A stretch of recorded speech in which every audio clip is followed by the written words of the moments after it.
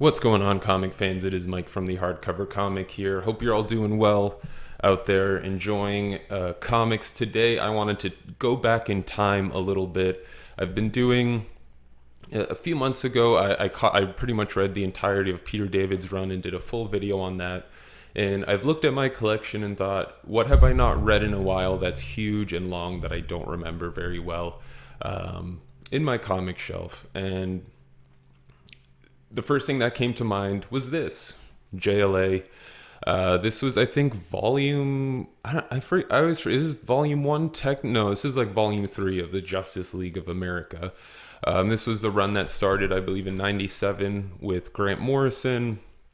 It went all the way up until, I believe, 2005, I want to say, if not longer than that. Either way, it's about 125 issues, a very long run. So I wanted to talk about the first half, covering essentially Grant Morrison's run and Mark Waid's run on the series. Very exciting stuff. I love the title so much. It's so amazing. So many epic stories. We're going to take a look at the artwork. We're going to take a look at the custom binds I have for the artwork. We'll talk about official releases, all that fun stuff. Real quick before we do, organicpricebooks.com, and the amazing sponsor of our show, an amazing resource for comic and hardcover fans. You can get trade paperbacks, of course. You can pre-order. There are damaged copies on there. Some books can be back-ordered if possible.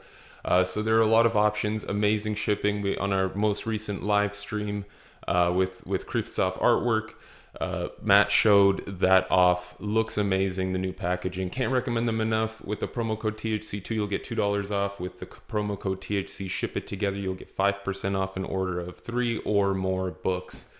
The promo codes are down in the description below. They've been shown on the screen as well.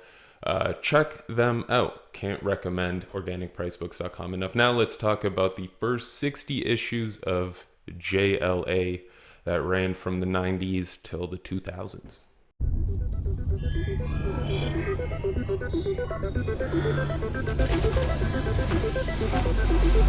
If you're new to the channel and you don't know much about me, Mike from the Hardcover Comic, I am an enormous fan of Grant Morrison, as many people are. An incredible writer and creator in the comic book world, and in general, a really interesting mindset on reality and life itself. Recommend checking out Morrison's speeches and talks about things other than comics, because they're fantastic and interesting as well. But JLA, in terms of my Morrison reading career, if I can call it that, JLA was not on the forefront of books that I was checking out by Grant Morrison. To my own detriment, of course. I was, wasting my own time. But I eventually wound up reading JLA. Started in the late 90s with Morrison essentially pitching this team of what is now commonly known as the Justice League: Aquaman, Wonder Woman, Flash, Green Lantern, Superman, Batman, Martian Manhunter.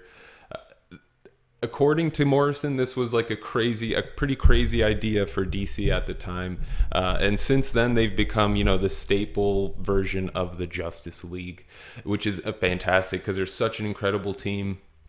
What's amazing about this story is that Morrison tackles such a huge breadth of epic storylines, because you're dealing with the JLA and a team that's so incredibly powerful. You need to come up with really ingenious villains and situations for them to deal with. So right off from the start of the book, you have a competitive Justice League. This new group of characters shows up that is giving the Justice League a run for its money and turning the Earth towards their own favor and away from the Justice League. And so you've got a very interesting twist within that story. I know these stories are fairly old at this point, but I still don't want to ruin them because I've gotten in trouble for that before. But you start off with a bang. You end up getting introduced to amazing new villains thanks to Morrison's run, like Prometheus. Really incredible stuff, really high concept ideas. The stories feel really dense. You'll get like an arc within 4 to 6 issues, but the stories feel so incredibly compressed and well thought out. Even stories with characters like the Key, which seem kind of weird, but the whole the twist of that story is that the Justice League solving the problem is what the villain needs to succeed. So you've got these really clever, smart ideas. Every character gets their own moment to shine, particularly Batman. But every character gets this amazing moment. Morrison uses the blue suit Superman in an incredible way. With magnetism. It's so well thought out, so beautifully executed.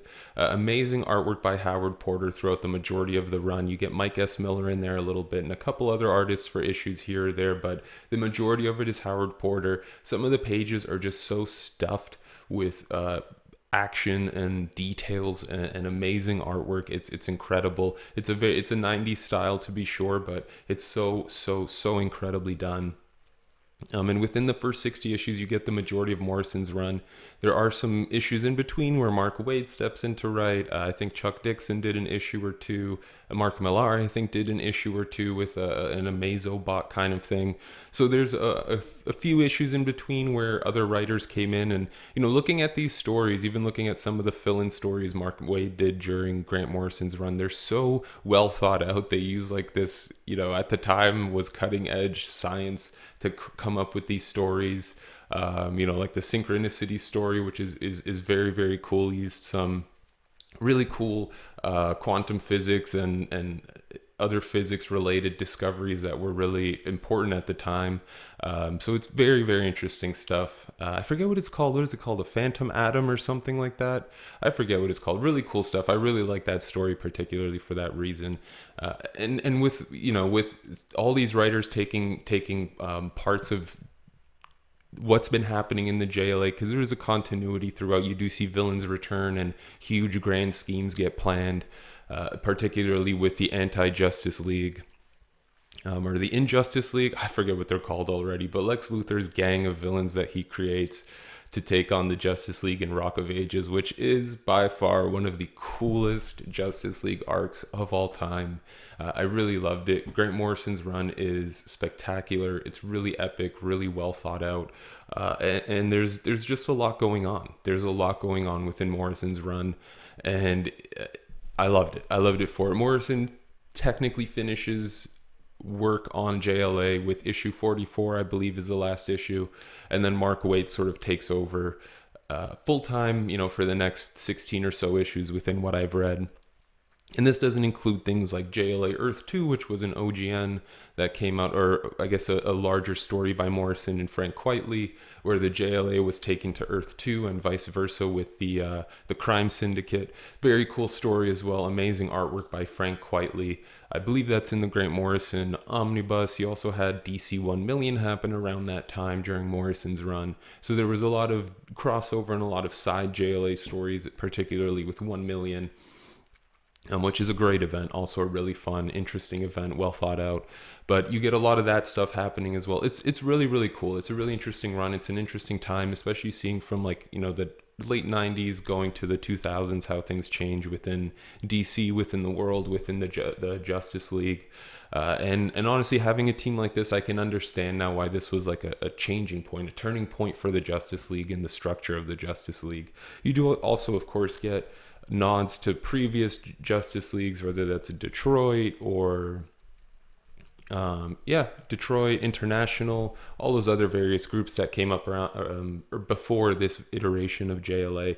So very well thought out. And then with Mark Waid, you get another story also in there, Heaven's Ladder, with Brian Hitch on artwork. And once Mark Waid takes over on a consistent basis, it's primarily Brian Hitch doing the artwork, which is amazing. His artwork was peak at that time. That was sort of around that Authority era where he was just destroying on all fronts. Brian Hitch was amazing, and it really shows. It really shows in the stories here. So really cool stuff. Hopefully we get to see that in an oversized format at some point. I forget if it's maybe already been released, but they could easily do like a Justice League omnibus for Mark Waid between like the year one story he did, and all the other stories he's done for Justice League throughout the ages. They could just put those all into a nice omnibus. You'd get to see that amazing artwork in oversized format. And his stories are great too. You get the very, very legendary Tower of Babel story with Mark Waid, wherein Batman betrays the JLA in a way. Again, don't want to spoil too much. Very legendary story. It's a must-read classic Justice League story if you haven't read it already. I will say the one thing about JLA reading the first 60 issues is at times themes repeat.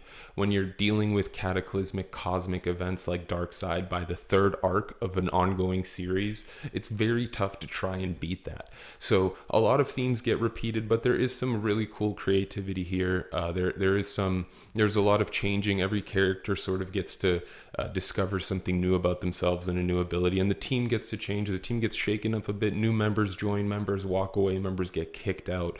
Very cool stuff. There's a lot going on within these stories. Reading these 60 issues felt like the longest 60 issues ever, but in a great way because I enjoyed the vast majority of it. Have you read JLA? What do you think? I can't wait to dive into 61 through 125 and do the rest of this.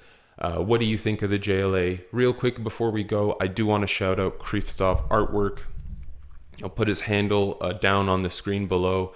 Right now, Kristoff is doing something where if you donate to a charity, send him a screenshot of the donation. He will design and create a logo for you. Very, very cool stuff. He can't accept money now being in Russia, but he is trying to do work and trying to help someone out along the way by making that a charitable donation. Amazing, amazing, amazing effort by Kristoff. So recommend checking out his Instagram. Give him a shout if you're looking for a logo. All it takes is a donation to a charity. I want to thank you all very much for tuning in. This is Mike from the Hardcover Comic. Until next time, as always, you stay classy, Internet.